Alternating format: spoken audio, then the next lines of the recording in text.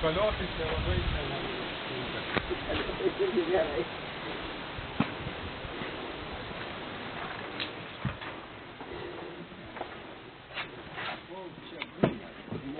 Žmogui gyventi blaiviai nėra sunku. Tiesiog pati aplinka ir psichologinė atmosfera sukuriama taip, kad žmogus galėtų blaiviai gyventi. Kaip jau minėjau, toje 12 žingsnių programoje mėginama atpažinti ir savo jausmus, savo emocijas, ypatingai kai prasideda lasas, tai yra lėtinis abstinencijos sindromas, kada reikia išgyventi, tada nėra lengva. Tuo metu yra teikiama pagalba. Yra socialinis darbuotojas, yra konsultantai, kurie padeda. Tai čia kaip ir tam tikra saugi atmosfera, saugi vieta, kurioje žmogus tikrai gali nesunkiai blaivėti. Kitas dalykas yra, kada žmogus pabaigęs programą išeina į gyvenimą. Tada jau situacija jau tampa ganėtinai pavojinga ir grėsminga. Tai todėl prieš išleidžiant žmogų į gyvenimą, mes stengiamės į tam irgi paruoštis. Tai puikiai žino, kas jau laukia. Kaip jūs ir minėjote, atkirtis gali įvykti bet kada. Todėl visuomet mėginame žmogų nukreipti į anoniminių alkoholikų arba anoniminių narkomanų grupės, kuriuose kvalifikuotai yra teikiama pagalba. Dažniausiai mūsų klientai yra iš didžiųjų Lietuvos miestų, Vilniaus daugiausiai, po to Kauno, ir ten tos grupės tikrai sėkmingai puikiai veikia.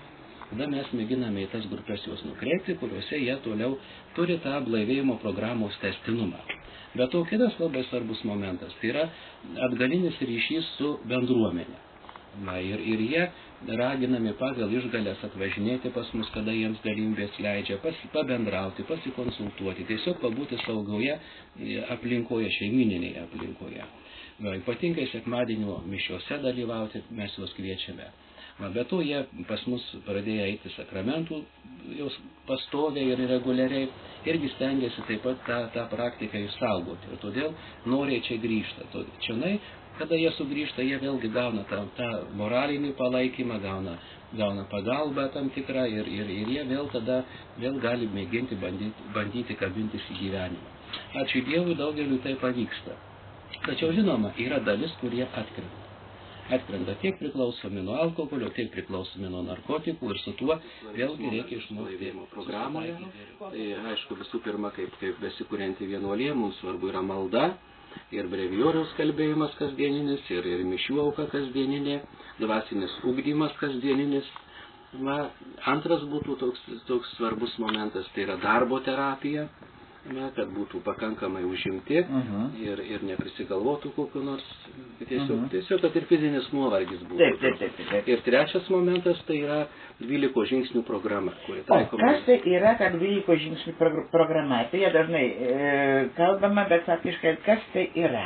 Yra blaivėjimo programa taikoma visame pasaulyje ir tais žingsniais, žingsniuojant tos programos principu, pradeda žmogus, pradedamas nuo pirmo žingsnio. Gerai, kas yra pirmas žingsnis? Pirmas žingsnis tai yra pripažinti, kad esu priklausomas nuo to arba kito dalyko.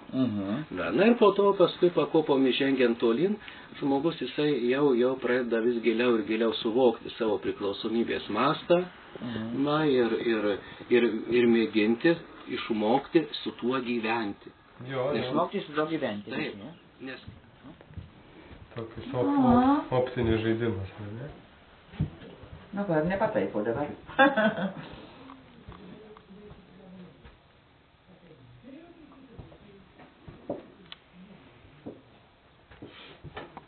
Ačiū, priklausomai dar nuo saulės, kaip saulė. Taip.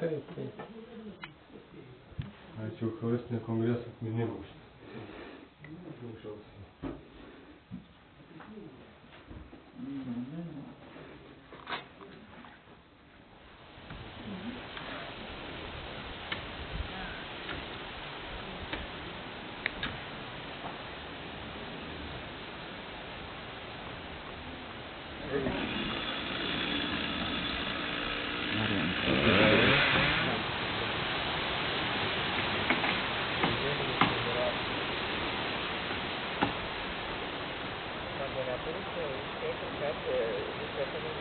Pagal įstatus tokia pareigybė, atsakinga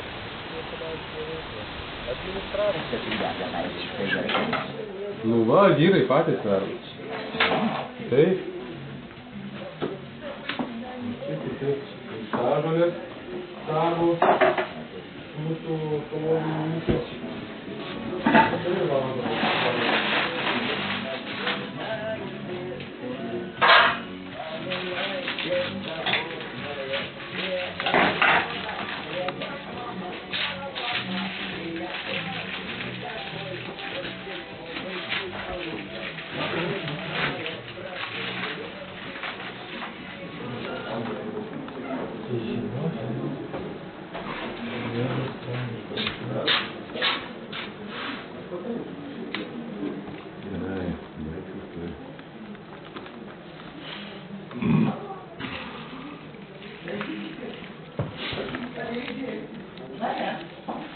Nukeliaunam toliau.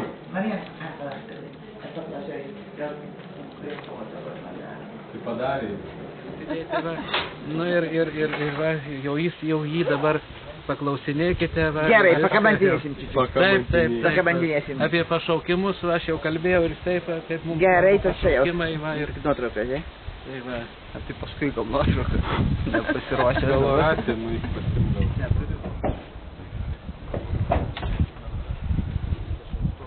Kiek to tokio ilgio?